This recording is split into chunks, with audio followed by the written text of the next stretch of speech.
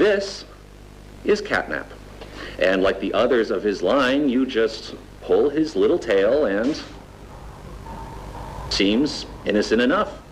However, parents across the country report their children experiencing strange and often violent nightmares. And beside them, their little, grinning Catnap doll.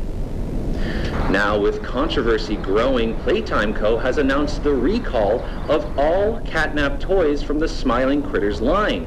His image cleared from all promotional material.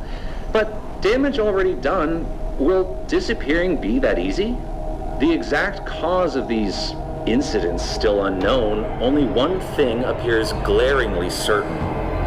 Your children are not safe with Catnap.